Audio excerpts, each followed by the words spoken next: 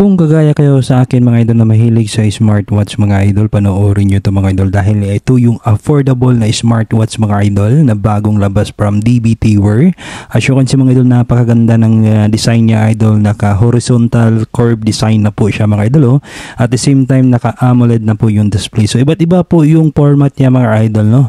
So makikita mo naman mga idol, napaka-vibrant ng kulay niya kasi yun nga mga idol, naka-AMOLED po yung display niya mga idol. At saka napaka-smooth niya mga idol, i-compare natin sa ibang smartwatch mga idol na sobrang lag po mga idol, no? At saka at the same time mga idol, iba't iba po yung dial na mga idol, no? Or wallpaper kung tawagin natin mga idol. At saka at the same time, pwede kayo maka-customize yan mga idol, hindi lang po siya pang pormahan, pwede din siya mga idol pang health monitoring or pang sports mga idol. Kaya tara, samahan niyo ko mag-unbox, let's go! So upon receiving mga idol, as you can see, hindi man siya naka-bubble wrap mga idol, pero secure pa rin yung product natin na dumating mga idol. So ito po yung laman ng box niya mga idol. Siyempre namumuna po yung manual na hindi natin binabasa, at saka yung strap, at saka itong pinaka-unit natin mga idol na smart. At you can see naman mga idol, napakaganda ng animation niya mga idol.